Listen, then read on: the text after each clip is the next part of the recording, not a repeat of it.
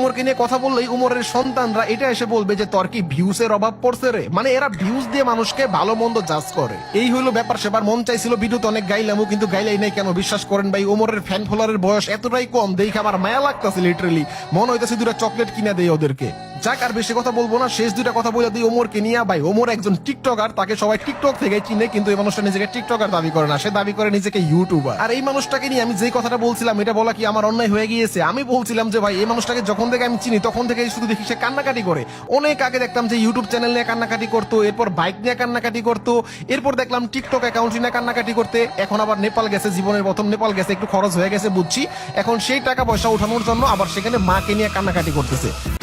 হ্যাঁ, ওমর নেপাল গিয়ে ওর মারে নিয়ে কান্নাকাটি করছে, এতে আপনি খারাপের কি পেলেন? অন্তত লজিক গুলো তো দেখান। হুদয় ভিডিওতে এসে পক পক করলে কি আর হবে? এখন কি আর সেই 2018-19 সাল আসছে? ওয়েট, এইগুলো শোনার পরে আবার তোমাদের এইটা মনে করার কোনো দরকার নেই যে আমি ওমরের পাশ আটতে আসছি বা সাদিকুলকে হিট করতে আসছি। কথাটা হইতে আছে লজিক্যালি কথা বলতে গিয়ে যদি কারো প্রতি আমার অটোমেটিক হিট চলে আসে তাহলে কিছু করার না। সাদিকুল কান্নাকাটি নিয়ে একটা জিনিস বলতে পারতো যে ওমর সিম্প্যাথি গেইন করছে, এই জিনিসটা আমিও খেয়াল করছি। ওয়েট, আমি তোমাদেরকে বুঝেই বলি, ওমর এই যে চ্যানেলের জন্য, আইডির জন্য, বাইকের জন্য কান্নাকাটি করছে, এখন কান্না তো আর তোমার কাছে বললেই না যে আমি তোর চোখে আইতেছি তুই তাড়াতাড়ি মোবাইল অন কর। কান্না তো অটোমেটিক চোখে চলে আসে, অটোমেটিক শেষ। বিষয়টা তো এমনই। বাট ওমর যেভাবে ভিডিও অন করে কিছু কথা বলার পরে কান্না করে আবার কিছু কথা বলে, তাইলে বিষয়টা এমন হয়ে গেল না যে কান্না ওমরের কাছে বললে আইছে যে আমি একটু পরে আসতেছি তুমি ভিডিও অন রাখো, বা অন কাইন্ড অফ এটা বলা যায় যে ভিডিও অন করে জোর করে কান্না করে। ওমরের এইসব বিষয়গুলো আমার চোখেও বাদ, যে এরকম কোনো লজিক দেখাইতে বললো হইতো, বাট ওর মারে নিয়ে কান্নাকাটি করছে, এতে আপনি ফল্টের কি পেলেন? বিষয়টা তো এমনও হইতে পারে ওর মোবাইল বের করে দুইটা কথা বলার পরে ইমোশন হয়ে চোখ দিয়ে পানি বের হয়েছে, এটা ইটস নরমাল। ওমরের এই কান্নাকাটির ভিতরে যদি কোনো ফল্ট বিটসেইতি হয় তাইলে একমাত্র এই টিকটক আইডি, ইউটিউব চ্যানেল আর বাইকের জন্য কান্নাকাটি করছে এইটাই একমাত্র আছে। এরকম কোনো ফল্টও সে তার ভিডিওর মাঝে দেখাইতে পারে। সে তার ভিডিওর মাঝে যেসব কথা বলছে ওইগুলোর দাঁত ভাঙা লেজিট রিপ্লাই গুলো আমি দিতেছি। বাট তার আগে তোমাদের টপিক একটা কথা, আমার কাজই হইতেছে ফল্ট খুঁজে বের করা, রোস্ট করা। সো সেক্ষেত্রে বাংলাদেশের যত বড় ব্যক্তি হোক বা সাদিকই হোক বা ওমরই হোক,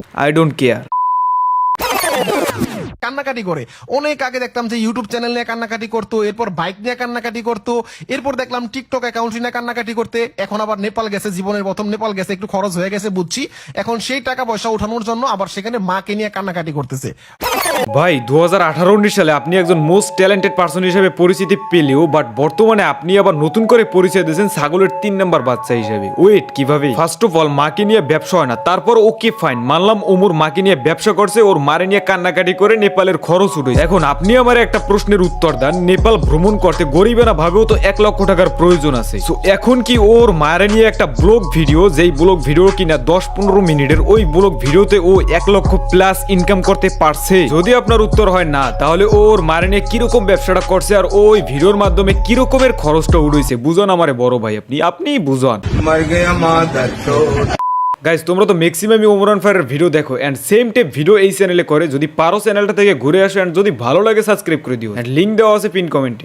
যাই হোক, এখন মেন টপিকে গেছি। তারপর কি বলছে আমাদের শ্রদ্ধেয় সত্তার ভাই? উমরকে নিয়ে কথা বললেই উমরের সন্তানরা এটা এসে বলবে যে তোর কি ভিউসের অভাব পড়ছে রে, মানে এরা ভিউজ দিয়ে মানুষকে ভালো মন্দ জাজ করে। এই হইলো ব্যাপার। সেবার মন চাইছিল ভিডিওতে অনেক গাইলামও, কিন্তু গাইলাই নাই কেন বিশ্বাস করেন ভাই, উমরের ফ্যান ফলোয়ারের বয়স এতটাই কম দেখে আমার মায়া লাগতেছে, লিটারালি মনে হইতেছে দুটা চকলেট কিনে দেয় ওদেরকে।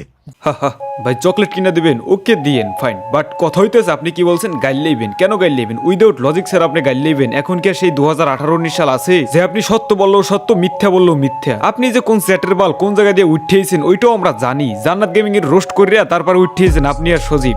এসব কিছু ভুললে যে না ভাই, নিম্নতম 10টা 20টা 30টার উপরে ভিডিও দিয়েছেন জান্নাত গেমিং এর নিয়ে। ভাই একটা জিনিস মাথায় রাখবেন, গালি দিলি রোস্টার হওয়া যায় না। যদি গালি দিলি রোস্টার হওয়া যায় তো তাইলে আমার সাবস্ক্রাইবার এখন আর 7000 থাকতো না, 70,000 থাকতো। আমি আবার ওল্ড ভিডিওগুলো যে পরিমাণ গালি দিছি সেই পরিমাণ গালি আই থিঙ্ক বর্তমান কোন রোস্টার ইউজ করে নাই। আরো একটা জিনিস, ফর এক্সাম্পল দেখেন, কুত্তা কিন্তু খেউ কেউ করে, বাট তাই বলে কিন্তু বনের রাজা হইতে পারেনি। বনের রাজা কিন্তু সিং হয়ে আছে। সো বি কেয়ারফুল, এইগুলো অবশ্যই মাথায় রাখবেন। তারপরে কি বলছেন? ভাই ওমর একজন টিকটকার, তাকে সবাই টিকটক থেকে চিনে, কিন্তু এই মানুষটা নিজেকে টিকটকার দাবি করে না, সে দাবি করে নিজেকে ইউটিউবার। আর এই মানুষটাকে নিয়ে আমি যে কথাটা বলছিলাম এটা বলা কি আমার অন্যায় হয়ে গিয়েছে? আমি বলছিলাম যে ভাই এই মানুষটাকে যখন থেকে আমি চিনি তখন থেকে শুধু দেখি সে কান্নাকাটি করে। অনেক আগে দেখতাম যে ইউটিউব চ্যানেল নিয়ে কান্নাকাটি করতো, এরপর বাইক নিয়ে কান্নাকাটি করতো, এরপর দেখলাম টিকটক অ্যাকাউন্ট নিয়ে কান্নাকাটি করতে। এখন আবার নেপাল গেছে, জীবনের প্রথম নেপাল গেছে, একটু খরচ হয়ে গেছে বুঝছি। এখন সেই টাকা পয়সা উঠানোর জন্য আবার সেখানে মাকে নিয়ে কান্নাকাটি করতেছে।